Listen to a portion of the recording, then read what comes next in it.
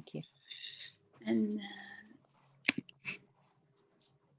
once the room fills, then I'll start my remarks and stop sharing the screen.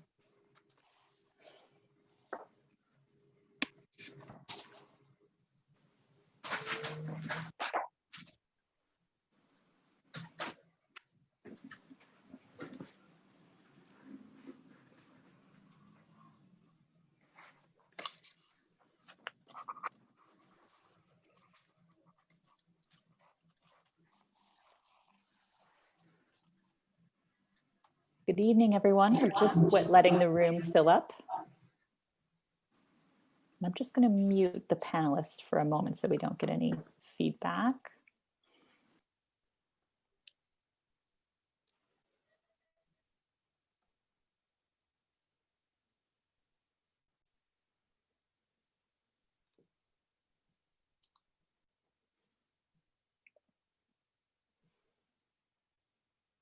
Thanks to everyone for joining us. We're just letting the room fill up before we get started.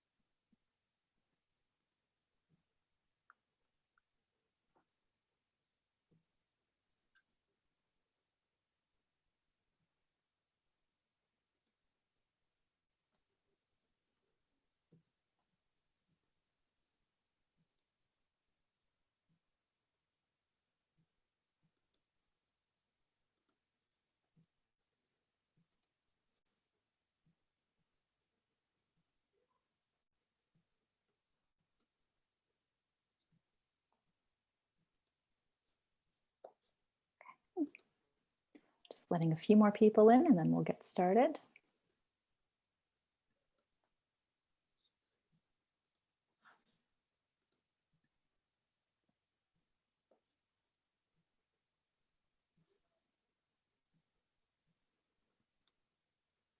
Great.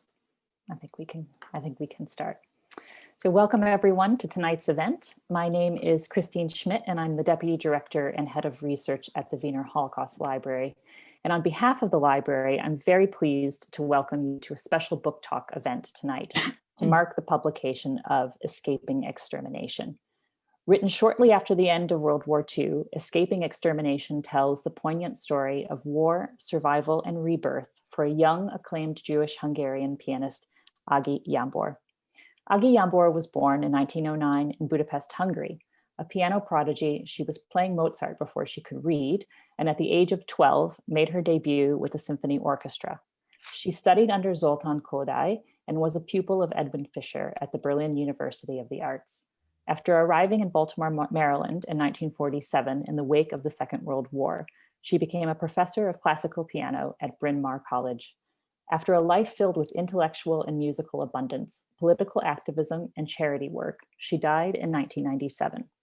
This memoir, written shortly after the close of the Second World War and unpublished until now, is a story of hope, resilience, and even humor in the fight against evil. Its publication was made possible by her relative, Frances Pinter, who will be joining us this evening, along with a panel of distinguished speakers. But before I hand over to our chair, Dr. Rachel Polonski, who will introduce our panel, just a few notes of housekeeping. Your microphone is going to be muted throughout the entire event, but if you have a question, we are happy to take these. You can just enter that in the chat feature at the bottom of your screen, and we'll try to get to as many as possible. This event is being recorded for our YouTube channel and will be available again very soon after, but your camera will not appear on screen.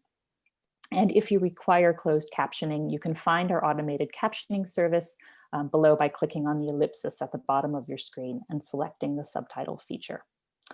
So without further ado, I'd like to welcome our chair, Dr. Rachel Polonski, who is lecturer in Slavonic Studies at Cambridge University and vice president of Murray Edwards College. She is the author of Molotov's Magic Lantern, A Journey in Russian History. Over to you, Rachel. Thank you, Christine. Well, welcome everyone. It's really a treat to be asked to chair this conversation, which we hope will shed light on the legacy of the remarkable musical artist and human being whom we're celebrating this evening, Agi Jambor. I'm certain that the courage and good humour and creativity that Agi shares with us in the pages of her once forgotten memoir will be the perfect antidote to any twinges of misery we may be feeling about our present confinement in the dark month of November. I first became aware of Agi Jambor's story when I was asked by Purdue University Press last year to read the manuscript of this memoir, which was retrieved from her personal archive at Bryn Mawr College Library and edited by her grandniece, Frances Pinter. And you'll see my own heartfelt endorsement on the back cover. So now I'm going to introduce our three distinguished speakers and tell you a little bit about this, how this hour will be conducted. So we have with us this evening Rabbi Baroness Julia Neuberger, known to many, if not all of you, as a regular speaker at the Wiener Library, who until March was Senior Rabbi of the West London Synagogue and is now Rabbi Emerita, and is Chair of University College Hospital NHS Foundation Trust and the author of many books, most recently Anti-Semitism, What It Is, What It Isn't, and Why It Matters. We have Dr. Mika Provata-Carlone, a prolific literary reviewer, translator, editor, and illustrator who has written an eloquent introduction to Escaping Extermination. And to bring us a deeper musical perspective, we have Robert Max, principal cellist at the London Chamber Orchestra, cellist in the Barbican Piano Trio, and teacher at the Junior Department of the Royal Academy of Music. So I will ask each of our speakers to say some words about Agi Jambor, and then the speakers will respond to each other in conversation. I will keep an eye on the chat function, so if any of you brings up a question that is particularly appropriate at a particular moment, I'll bring that question in. And we'll hope to have as much flow and spontaneity in this conversation as Zoom will allow. At the end, we may have a short excerpt from Agi's memoir read to us by Mika. And finally, Frances Pinter, the editor of this wonderful memoir and close and dear relative of Agi, will say a few words on behalf of the family. And then finally, we'll just have a little slideshow and hear some of Agi's playing. So Mika, may I invite you to say a few words to us about the rare quality of humanity that you find in Agi Jambor's memoir, and tell the audience a little bit more about who Agi was and what you find so important about this work of testimony. Rachel, thank you so much. Agi, first of all, was a gift in many ways, in the ways that she existed and in the ways that she created a legacy of music, of humanity, of way of belonging to the world. She also gave me the gift of a friendship with Frances Pinter, which I will cherish for a very long time, I hope. So it's been an extraordinary journey, and I know we use that phrase journey very often, but to me, it took me to Hungary, it took me to Holland, it took me to archives, and it took me to a story that is quite unique. One of the most striking aspects of Agi Jambor's life and memoir is how intensely typical, how intimately familiar it feels, and at the same time, how utterly extraordinary everything about Agi Jambor really is. One way of looking at her is to see her as the quintessential representative of that almost mythical Mitteleuropa of her time. She was deeply rooted in European history and civilization. She was almost dizzyingly cosmopolitan. She was formidably intellectual and cultured. She was distinctly multi-traditional, yet she had a very precise sense of self and identity. Agi Jambor's story, her life, everything that she was and aimed to be, encapsulate point by point that elusive interval space of effervescent, precarious hope and suspended being. Jambor is a fiercely brilliant woman who straddles borders and boundaries, who creates tirelessly with a life-affirming determination that defies all odds. She constantly redefines and writes history anew. She is a crossroads of identities. She's a true citizen of the world without ever losing her sense of individuality, always seeking a sense of real and profound belonging. That's something that I found incredibly moving, the way she always sought to enter any community that she came across in a very productive way, in a very enriching way. She had an incredible inner force, and she knew that there was nothing she could not do, that there was no limit to what she could dream of and achieve. She survived not only the physical and social manifestations of anti-Semitism, but also the more intangible psychological dehumanization that any form of racism, hatred, and discrimination invariably inflict and so toxically thrive on.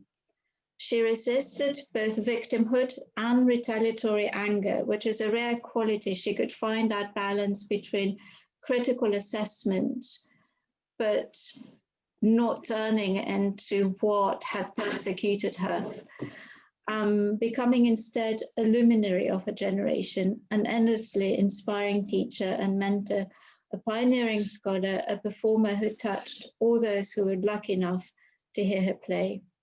Her response to the darkness she witnessed so harrowingly was a fierce determination to create, to give, to restore, and, which is something we should remember, to be grateful for a new life and place of being, which she found in America. Jambor, as you were told, was born in 1909 in Budapest, and by the time she was 10, she had witnessed her city's euphoric modernization and expansion, which went hand in hand in this case with a darkly prophetic polarization.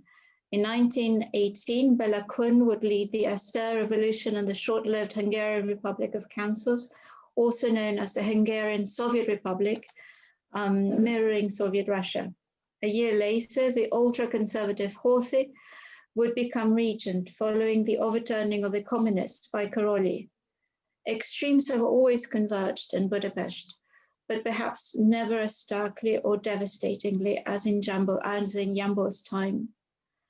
The pendulum swings between good and bad, darkness and light, happiness and tragedy would constitute repeated variations on a theme in her typical yet an extraordinary life. Jambor's family combined material affluence with intellectual and artistic idealism. It also combined Jewish and Gentile bloodlines and traditions. She was an extraordinary mixture of so many things.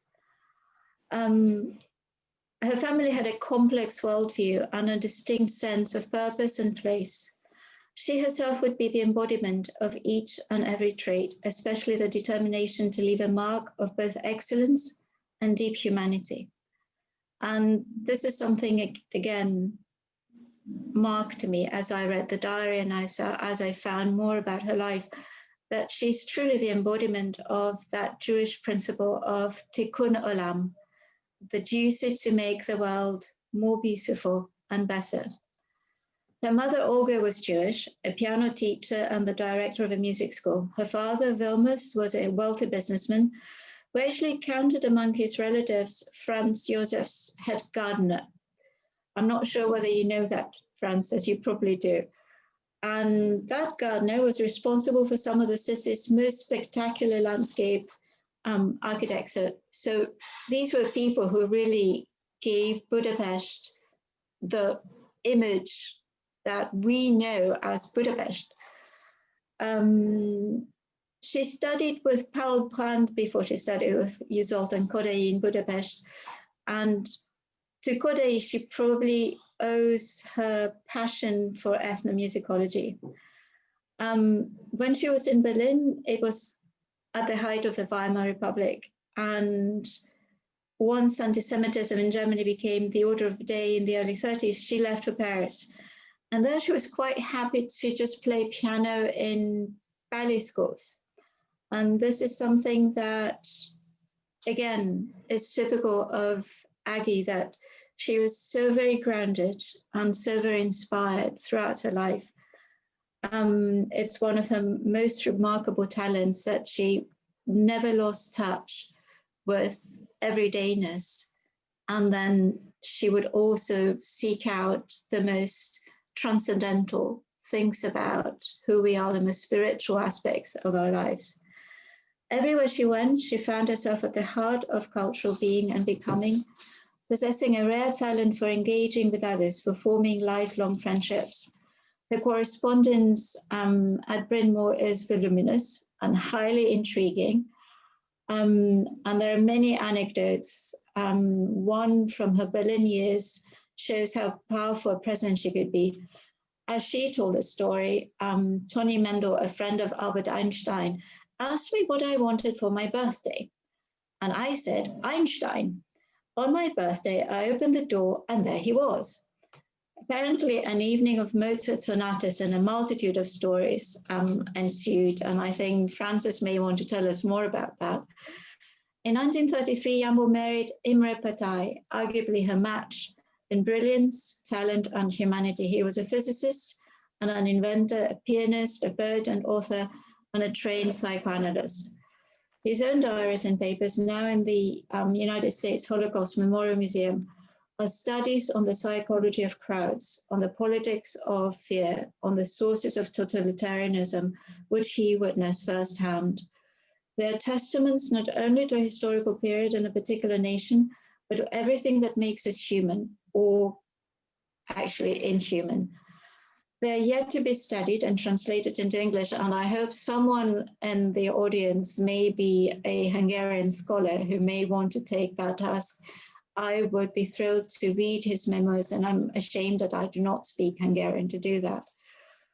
Jambor's own memoir is itself as much a record of the everyday atrocities of Nazism, of the banality of evil and of brutality wherever she saw it, as they are a tribute to and a mourner's kaddish to her husband, who died barely 2 years after they reached the haven that was for them America.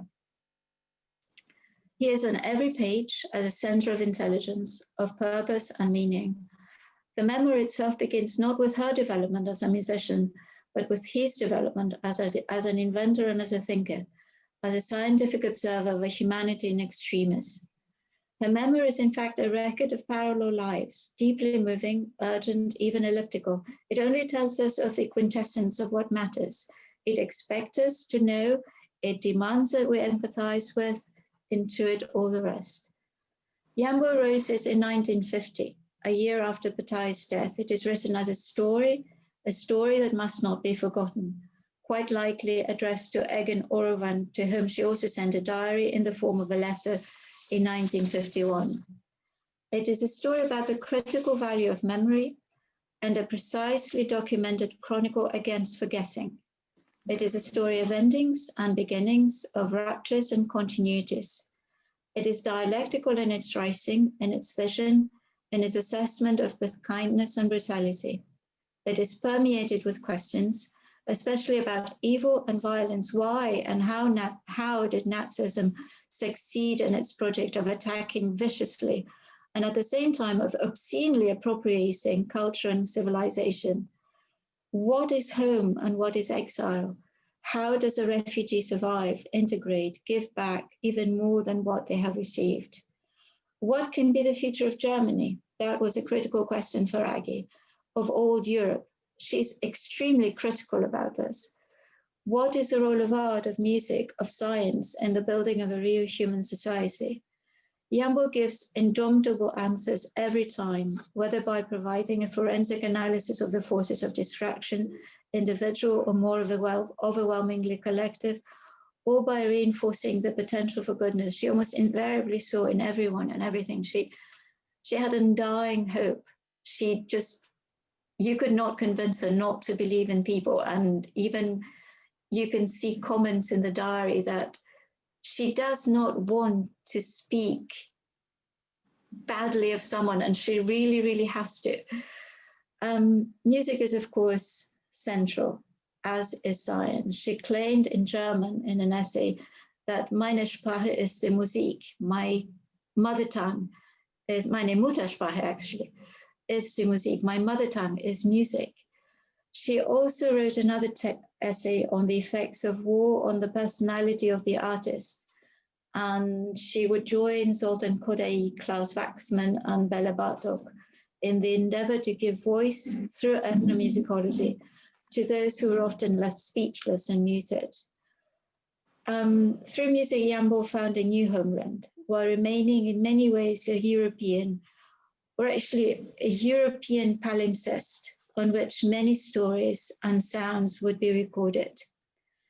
She was a deeply rooted nomad, one could say, and her memoir, in its complex simplicity and its selective chronology and act of remembrance, is a poignant reminder of why we read Holocaust memoirs at all, why we read stories, because we seek to understand and connect, always anew, yet always with a legacy of those who walked before us. And it's an incredible path to walk both backwards and forwards. So this was my impression of Agi. Christine, I think you need to unmute Rachel.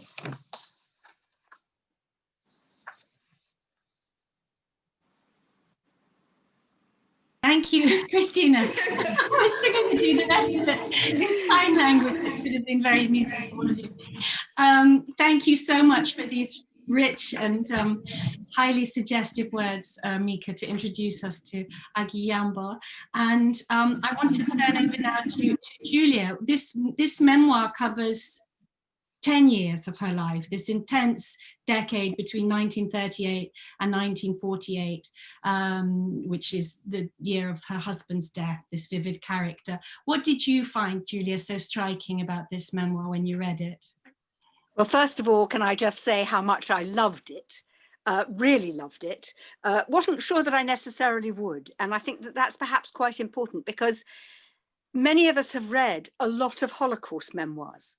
This one is very different, and I think it's really important to stress that. First of all, it's incredibly early. Most Holocaust memoirs were either written much later, or written sort of as parts of diaries and then put together much later. This is quite early and then sort of put together in the aftermath, obviously, of her husband's death. And she reflects on her husband's death as him being a victim, essentially, of the Nazis, essentially of the Holocaust, although, in fact, he died once they'd got to the United States, which they saw as a haven. I think that's quite important. So the fact that it's early makes it very different. The second thing is something about her. And it was really interesting hearing Mika talk about her, because I felt like Mika really got to know her in a way that I didn't. But there is something extraordinary about her belief in human beings, including in pretty unpleasant human beings. And she becomes essentially quite friendly with a Gestapo officer, Mr. Graef. And there's a wonderful story. She's got a great sense of humor. And there's a wonderful story where she's in real trouble and thinks that things are going to get really terrible. And she rings up the Gestapo office. You know, somebody who's a Jew doesn't normally ring up the Gestapo office. This is very unusual. And she rings up the Gestapo office and she asks to speak to Mr. Graef. And somebody else comes on the line who she thinks is Mr. Graef. And she tells him he's got to come to her apartment. And eventually, this person turns up and he isn't Mr. Graef, he's Mr. Grace, and somehow there's been a misunderstanding. And she has to get herself out of this because, you know, there she is, somebody who's Jewish, who has asked this Gestapo officer to come round. And then she says, well, listen, you must never ask a woman what, you know, why she's asked a gentleman to come around when, you know, she's alone in her apartment. And very embarrassed, he leaves. And then she, panic-stricken, rings the Gestapo office again and gets the true Mr. Graef, who turns out to be a rather cultured and very helpful Gestapo officer. I mean, how often did that happen? And she gets him to really help them. He provides them with false papers. He gives them warning when something terrible is going to happen, including originally when he thought the transportation was going to take place to the concentration camps. And he asks her husband, the physicist, for a tube for his radio. And Imre thinks this is really bizarre. What, he could get a tube for his radio, no problem. And then it emerges that this Gestapo officer, Mr. Graef, actually wants a tube for his radio because he's listening to British radio, which is quite forbidden for any Gestapo officer. And you get, that's the particularly good example. But you get examples of that kind. She has, you know, they live in a cellar for 2 weeks, and it's absolutely ghastly. And yet she has moments of humor even about that. I think the other thing that really struck me is the extent to which they relied, both of them, on people being absolutely superb friends. This wasn't resistance. This was people that either known before or people they came to trust, Mr. Graef, the Gestapo officer, being one of them. But there was also a former diplomat. There's also the great friend, Mr. Bombright, who'd been the American ambassador there and who had told her that if she had to wear the yellow star, she must do it with pride because she wasn't in any sense an observant Jew. And then there's Dr. Kudar, who was in the laboratory, who really helped Imre. And one by one, you get a list of all sorts of people who are helpful.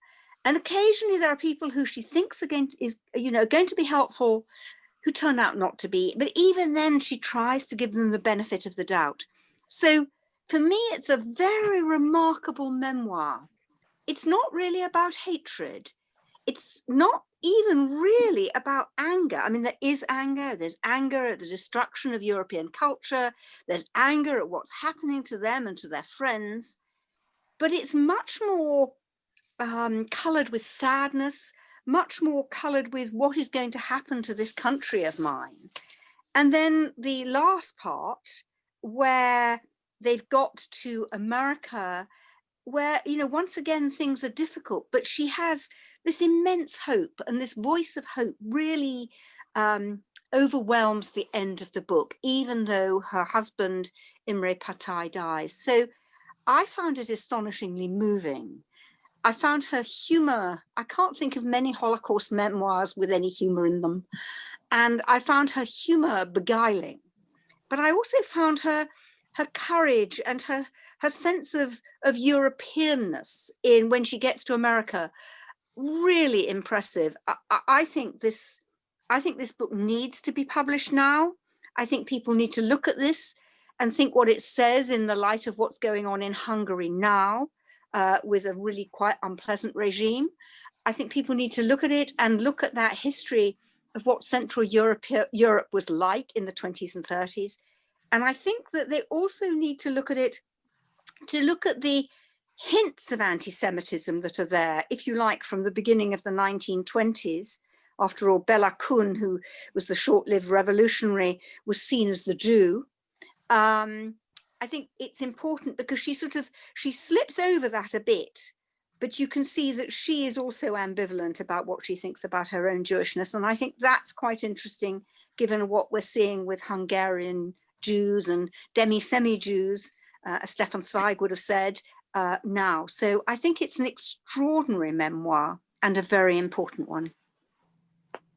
Thank you so much, Julia. That brought so vividly to life the texture, the dramatic interpersonal texture of the prose that the memoir has. And also one of the striking things about it is the currency of music in this culture. And even when the Red Army comes in after the siege of Budapest, and they're an invading, conquering army, and all sorts of things that are happening that you could expect to happen, but lo and behold, she meets a musician from the Leningrad Philharmonic, and there are exchanges between them, and the people are brought together by music, and sometimes those transactions don't work out, and sometimes they do, and that's the drama of it.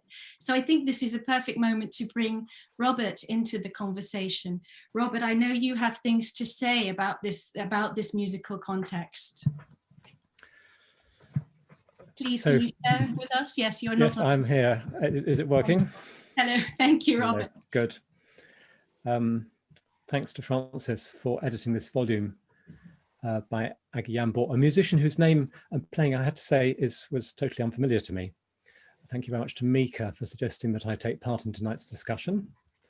And thanks to the Wiener Holocaust Library for hosting the event so marvelously, fluidly. I'm also extremely excited to be meeting online for the first time Rabbi Baroness Julia Neuberger and Dr. Rachel Polonski. The book I discovered, presents a gripping tale of survival against the odds. Remember that between May and July 1944, 440,000 Hungarian Jews were deported to Auschwitz-Birkenau. If the story were made into a film, there would be a big problem. The audience just wouldn't believe that two people could, through their quick thinking, their extraordinary good luck and their resilience, survive such an ordeal. The path Agi and her husband Imre followed was so precarious that it is nothing short of a miracle that they reached a safe destination as hostilities ended. And yet we know that it's true. These events, they actually did come to pass. And we know that because Agi took the trouble to write them down not long after the war. I'm reminded the words of the late Rabbi Lord Jonathan Sacks in his recent edition of the Rosh Hashanah Machzor, but that's the prayer book for the Jewish New Year. And the Torah reading is from Genesis, and it concerns the Akedah, which is the binding of Isaac. And he says, the story of Jewish continuity is a mystery. Or according to the Torah, had nature taken its course, Sarah would not have had a child. There would have been no Jewish people. If Abraham had had his way and had been content with Ishmael, there would have been no Jewish people. If Isaac had been born, but the word from heaven telling Abraham to stay his hand had been delayed, there would have been no Jewish people. On such slender avoidance of the probable does Jewish continuity rest. The book's 120 or so pages. They contain perhaps just a dozen mentions of Agi's activities as a pianist and as a teacher, and they don't contain any mentions of her activities as a composer. I wouldn't wish to draw any comparison between the darkest days of World War II and the times we live in at the moment, but we do find in 2020 that live musical performance has, for very different reasons, been squeezed to the edges of what seems to be possible, along with communal religious worship. So while the book details Agi's wartime reminiscences, it largely omits discussion about her path as a musician. And it also, interestingly, makes very little mention of her Jewish heritage. So I was thinking there are various things that I thought I could usefully talk about, and they included the nature of being a prodigy, which she was. We could discuss some of her recordings, which you can listen to on YouTube.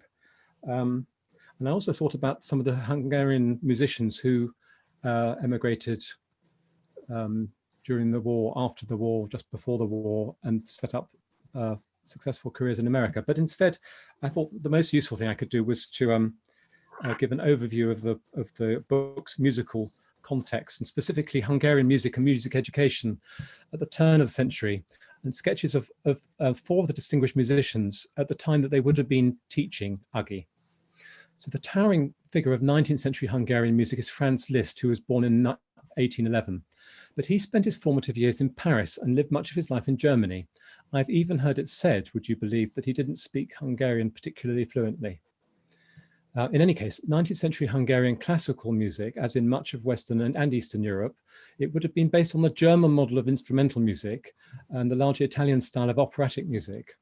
So Russian musical nationalism began to stir in the second part of the 19th century. But in Hungary, it was actually Bela Bartok, who was born in 1881, and Zoltán Kodály, born in 1882. They were largely responsible for kindling musical nationalism in Hungary. And they did this by painstakingly researching, recording, and disseminating Hungarian folk melodies that they discovered when they were traveling through the countryside. And Bartók and Kodály first became interested in this in about 1904. So Agi was born in 1909, and we know that not only did she have prodigious pianistic talents, playing Mozart even before she could read, but she studied composition with Kodály. So she would have been studying with this great composer when he was in his 40s and at the peak of his compositional powers. Works he might have been composing at around this time, they include his second string quartet, his sonata for solo cello, which was famously recorded by another Hungarian émigré, and also a recording partner of Agi's, the cellist János Starker. And in 1926, Kodály wrote his opera Harry János. We know that Agi was awarded a diploma at the Music Academy, and I presume that this was the Liszt Music Academy in Budapest. It's interesting to note that at the beginning of the 20th century, the Academy had the highest ratio of Jewish students among all Hungarian universities. Between 1915 and 1919, almost half of all music students were Jewish. And it wasn't only the students. Agi studied with leading Hungarian Jewish composer and educator Leo Wiener, who was born in 1885. And like Bartók and Kodály, Wiener had studied composition with János Koestler, and he went on to teach composition and chamber music to such luminaries as Peter Frankl, film composer Miklos Rozsa, if you're wondering who he is, just think of Ben-Hur and the Chariot Race, and violinist Sándor Vég. Cellist János Starka, I mentioned before, he was especially influenced by Agi's teacher Wiener. He said that for more than 50 years, Wiener taught every prominent Hungarian musician to learn and understand music as a language. And for me in the teaching, which I do, I think this is the most important thing you can possibly think about and if humanly possible convey, because it is a language and decoding it is tricky. So after the fall of the Hungarian Soviet Republic in 1919 and the enactment of Europe's first anti-Jewish law in 1920, many young Jews fled to the universities of Vienna, Prague, Paris, and above all, Berlin and Leipzig. So from 1926, at the age of 17, until 1931, Agi continued her studies at the Berlin University of the Arts, and she studied with one of the leading pianists of the early part of the 20th century, the Swiss-born Edwin Fisher. He would also have been in his 40s and at the peak of his pianistic powers. Interestingly, he was especially noted for his performances of music by Bach and Mozart, and these were composers that were to play a significant part in Agi's concert programs and recordings. As a Fisher protege, Agi gave concerts throughout Germany and Switzerland at this time. Fisher himself, he wasn't Jewish, but he left Nazi Germany in 1942, and he returned to Switzerland for the rest of the war. After the war, Fisher taught many pianists who were later to become world famous, including Alfred Brendel and Daniel Barenboim. So she had pretty good pedigree. Sensitive from the start to the anti-Semitism around her in German-speaking countries, and conscious of the growing threat of violence from supporters of the Nazi Party, Agi fled to Paris in 1931 and virtually into exile. Taking a slightly different spin from Mika. I mean, I don't know the facts and I don't know whether Mika's read more widely than me, but I would put it this way. There she had to forfeit the glamorous life of a young virtuoso pianist and earn her living as a pianist in a dance studio. Yeah. I'm not sure whether it's anything to do with preference. Yes. That's my guess. She remained in Paris for 2 years. And at this time, she was discovered by Alfred Cortot. He was born in 1877. He was a Swiss-French pianist. And he was known for playing a very broad repertoire, marvelous artist. He was especially revered for his fluid, inspired interpretations of romantic piano music, music by Saint-Saëns, Schumann, and also Chopin. And Chopin played a significant part in Agi's career too. So she obviously studied and learned well from her teachers. Cortot is also well known for his trio with Jacques Thibault and Pablo Casals. That was formed as long ago as 1905. A few years later, Cortot began teaching the legendary Romanian pianist Dinu Lipati. Cortot's wartime activities were probably less discerning than Fisher's. He remained in Paris, working with both the Vichy and the Pétain administrations, and was suspended from performing for a year after the war. In 1937, Agi participated in the third International Frédéric Chopin piano competition in Warsaw, and she won the 5th prize. And I read somewhere that she did very well because the great Soviet pianist Emil Gilels had also been a prize winner in the same competition. That's incorrect. I've on a bit more research I discovered. But the listeners and viewers, you might be interested to know that the first prize was won by Yakov. So bear in mind, this is in Poland. The first prize was won by Yakov Zak. He was a Jew from Odessa. The second prize was won by Rosa Tamarkina, a Jew from Kiev. She won the 5th prize. The 4th prize was interestingly won by the British pianist Lance Dossor. And I read a nice story about him when he was introduced as a prize winner to Rachmaninoff, who was performing in London. Rachmaninoff said, but who were the judges? Make of that what you will. Anyway, Agi married Imre in 1933. They lived in Amsterdam from 1938 until 1940, and then they moved back to Budapest. It's so important that we record and share things that are significant. And it's vital that things of significance are put into the public domain. Without this publication, doubtless, we would forget. And we would not know that we had forgotten. Indeed, we would not know what we had forgotten. So as a tribute to Francis Pinter's efforts editing and publishing this volume, let me conclude by sharing with you some words written by Rabbi Jacob Neusner, American scholar of Jewish studies. Civilization hangs suspended from generation to generation by the gossamer strand of memory. If only one cohort of mothers and fathers fails to convey to its children what it has learned from its parents, then the great chain of learning and wisdom snaps. So at this point, let me hand back the microphone to Dr. Rachel. Thank you so much, Robert. That was the most marvelous contextualization of Agi's musical life. And I have to say, it was necessary for us because she's such a modest presence in her own memoir, that she's very, very preoccupied with telling the reader what her husband Imre was up to and his ingenuity, and the musical life sort of takes a second place to the adventure, survival, and it was very, very valuable for us to hear where she's really placed in this great tradition that manifests across Europe, and then of course in America, where so many refugees from Europe came and brought with them everything that they'd held in their memories and the traditions of their teachers.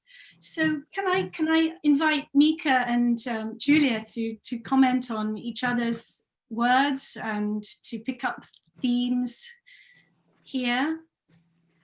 Well, just as a small contribution on the question of Jewishness, I think for Agi it was a very personal thing. I don't think that she wanted to make it into a public identity in the form of a statement. It is a question that was actually posed to her in an interview with, I think, the Los Angeles Times.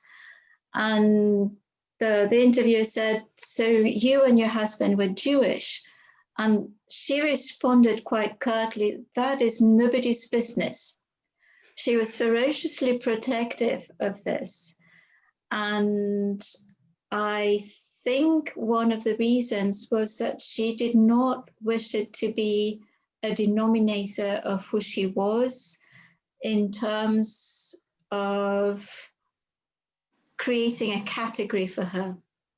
I think she was Jewish in the most profound sense, in the sense of acting in her life exactly in the way that it was written she should act. I would say that in terms of belonging, she would probably be a very liberal Jew rather than a very orthodox one. But one can see that tradition of extraordinary education, of extraordinary culture. The teaching part, I think, she teaches every single moment of her being.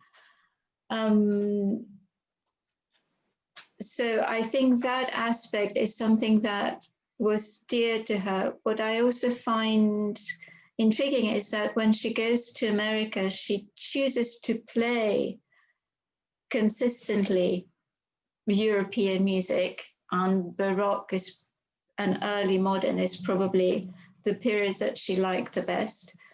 But she, as an ethnomusicologist, she studied the traditions of American Indians, or she would go into an anthropological foray of what other traditions could contribute to a Western tradition of music. So she's incredibly complex as a human being and as a musician. I think her relationship with Europe became problematic once she left for America. The only country that she reconciled with was Sweden. Yep. So she developed a relationship with Gothenburg. She created a musical foundation there, and she would go back and forth.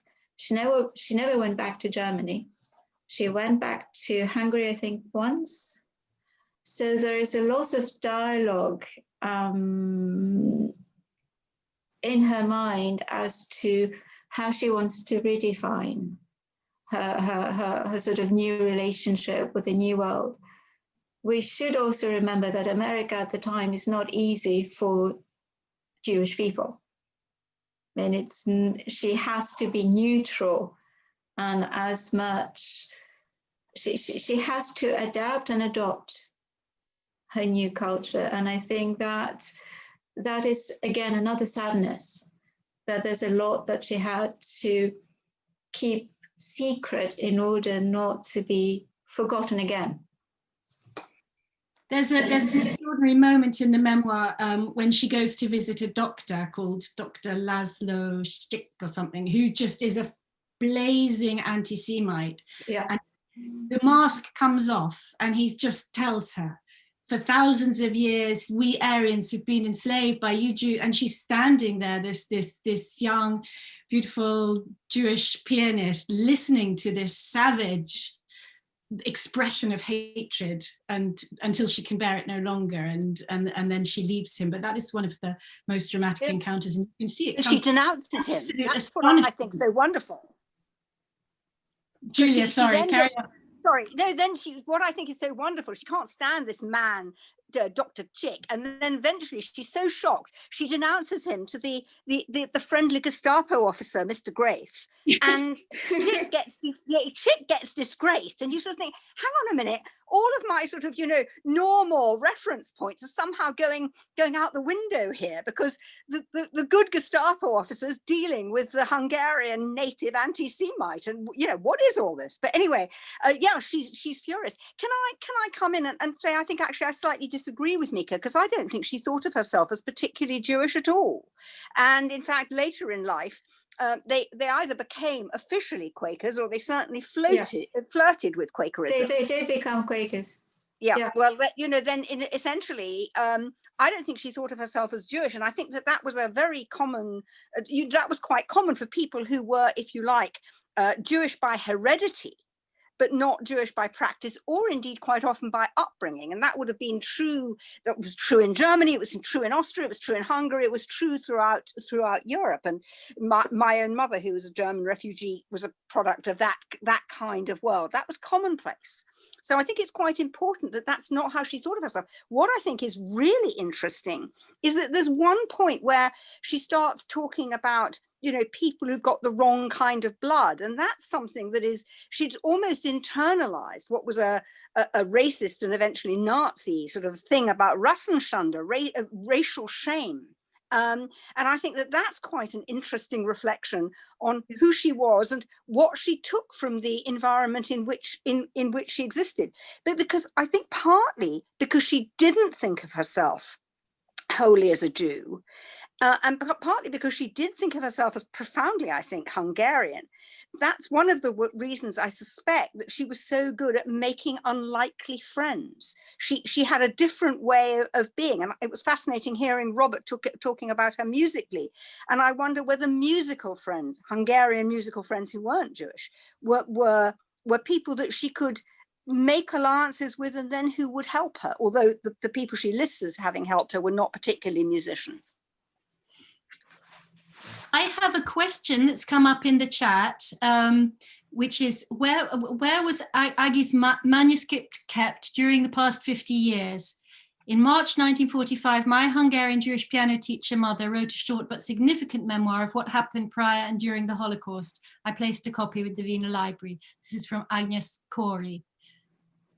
So, Francis, you are muted now, but you would be the person to tell us about the manuscript, which is fascinating. I've just been unmuted, so I can say something now. Agi kept the manuscript hidden. Nobody knew about the manuscript. I certainly didn't know about it. And I was given it just before she died.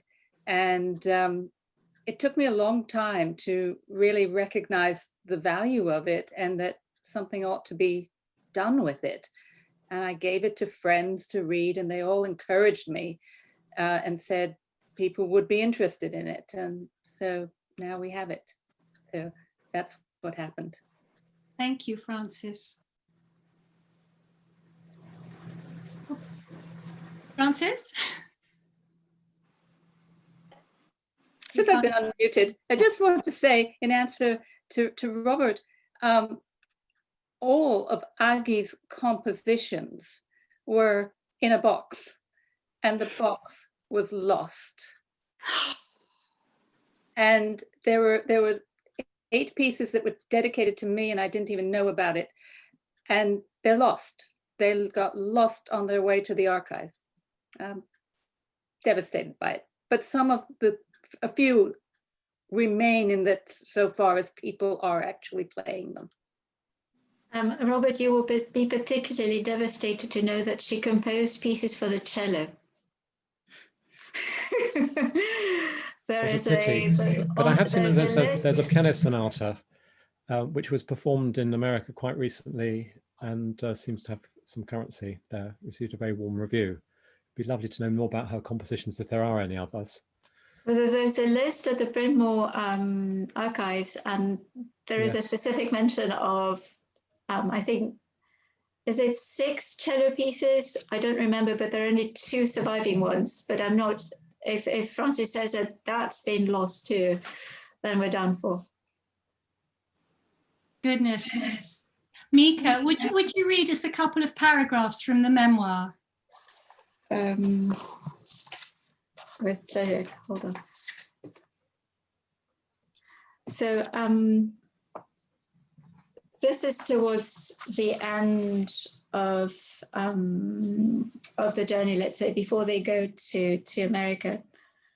And she writes, in our apartment, my sister's husband greeted us with the words, "I have a paper here that permits you and your family to move to the Swedish legation."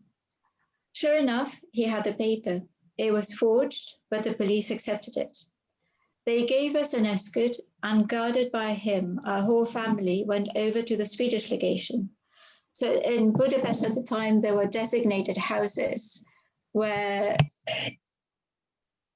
Jewish people could go, and they were under some kind of protection, whatever that could be. The gunfire was heavy in the streets, and the walk was slow.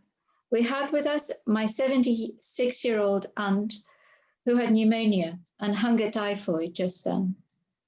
Arriving there, the first news we heard was that the head of the Hungarian division of the Swedish legation had just committed suicide because the Arrow-Crossist Hungarian government had declared all Swedish citizenship papers and letters of protection invalid.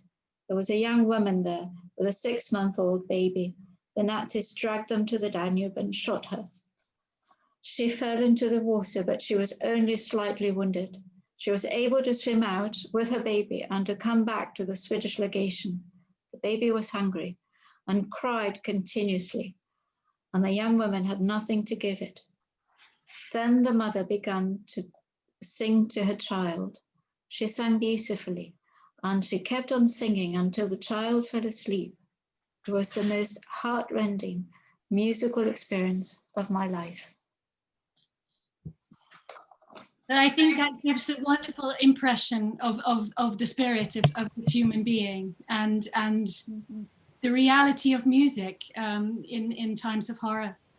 Absolutely. She went back to, when she went to America, she had an extraordinary path as not only as a performer. I mean, she tells a story of how she was introduced to several wealthy ladies, and she went to one and she sort of offered her services as a piano teacher. The lady asked her, "How much would you like, Mrs. Parker?" And she said, "I would like," I don't remember the exact amount, let's say $10. And she said, "Oh, no, piano lesson shouldn't cost more than $6 or $7. And then she said, "Would you like to play something?" And Agi plays. And Mrs. Parker then says, "My dear, you should not ask less than," and the sum is multiples of the highest sum of 10. And actually, you shouldn't teach a daughter, you should just play. Well, Agi didn't just play, she became a teacher of pianists. And she would teach students who are not just classical pianists. I mean, she taught there's a story about her teaching a young jazz musician, and I think he was an African-American musician. And his other teacher was Hindemith, who had also gone to America. And you have this, so you have Agi playing Bach and Mozart, and Hindemith with the Vienna School and the pentatonic scale and completely different musical backgrounds, both teaching a African-American jazz musician. That's America. That is America. So thank you so much. I'm just going to, I knew the time would not hang heavy, and it has not hung heavy, thanks to these wonderful informed speakers and all you've had to say about the subject of this evening. So I'm going to thank Mika and Julia and Robert so much for everything you brought to us this evening, and ask Francis to say a few words, just a few on behalf of the family, and then we'll hear a few notes of recorded playing by Agi and look at some slides of her. Thank you all so much for coming, and please buy this memoir and you will enjoy it greatly and not be able to put it down. Thank you very much, Rachel.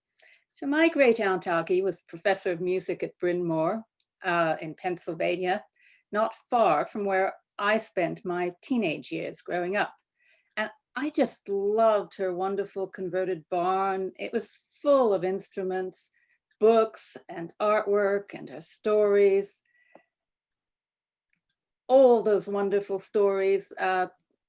One that Mika mentioned, that she'd played duets with Einstein, but I think she didn't mention that Agi yelled at him because he couldn't count. Another of my favorites was when she played at the White House. Apparently her dress label was showing in the back, exposed. But she never spoke to me of the war, and I wish she had. I really wish she had. But this was pretty typical of people of her generation and in that situation, especially in North America, but elsewhere too. But now we have her memoir. Her strength, her humanity, and her humor made her a terrific role model for me and a wonderful, wonderful friend. Agi would have loved this evening, as have all of her very few living relatives. So on behalf of our family, I'd really like to thank the panel and thank everyone who's come this evening for a very, very special occasion. Thank you so much. Thank you, Francis. Rachel, there is one question that there's a very critical question. How much does social class, Agi coming from a middle class assimilationist Jewish family, play into her luck with the Gestapo officer of her remarkable ability to escape the tragedies most Budapest Jews have suffered? This is actually both an extraordinary and a terrible question. Agi does address it in the book when she says that she was able to, she addresses it twice. Once with a sense of astonishment that it worked, saying that I was an Olympic prize winner because of the Chopin medal. She was a distinguished Jew, and there was a special category for those with those special talents. I mean, one can even think of the horrific luck that musicians could have in Auschwitz, say music for the SS officers and the Gauleiter, and surviving simply till the next concert, or maybe till the end of the war.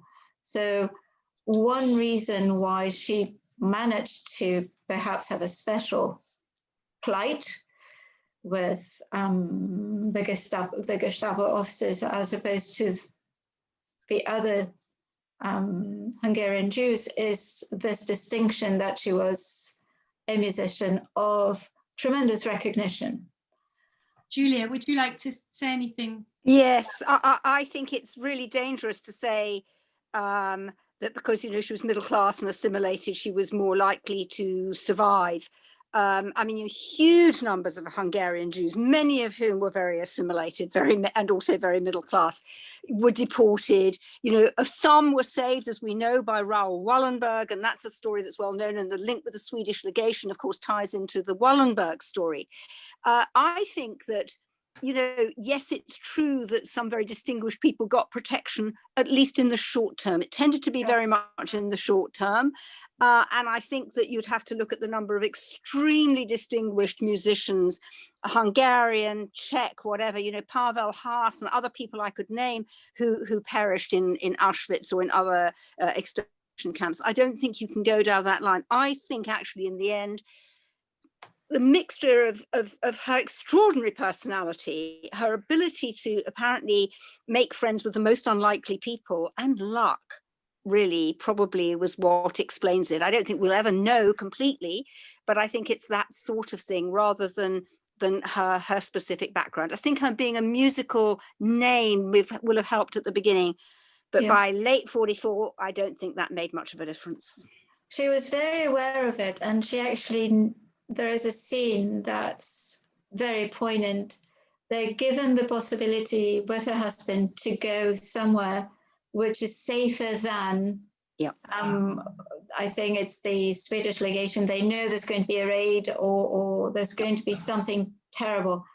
And they go, and then they both look at one another and they say, can we feel all right in ourselves being safe when we know that everybody else is under threat? And they say no, so they go back. Yes. They actually go back. So it would be absolutely horrible to give her any kind of special status other than exactly what you've just said, Ms. Neuberger, that she had incredible luck, and that was something that did happen. Yep. This has been, I can surely say, the quickest and most enjoyable Zoom hour since March for me. So thank you again. I know some of our audience probably are already leaving, and some have to leave. And we said we'd stop at 8, though I know that if we were live, we would all be chatting for the rest of the evening about all this. But I think we perhaps ought to wrap up now. Christine, could you put the slides on, and that'll just give us a way to say goodbye. Thank you, everyone. Thank you. Thank you. Thank you very much.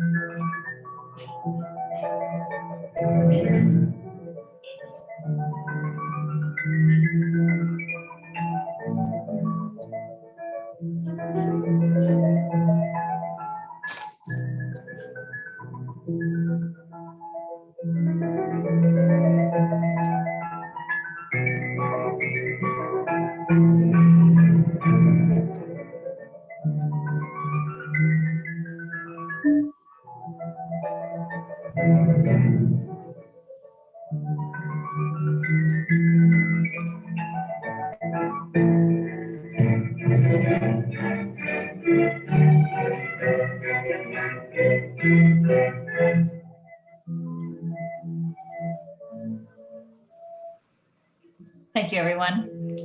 And thank you to all of our panelists on behalf of the library. Thanks for joining us. Good night. Thank you. Good night. Good night. Good night.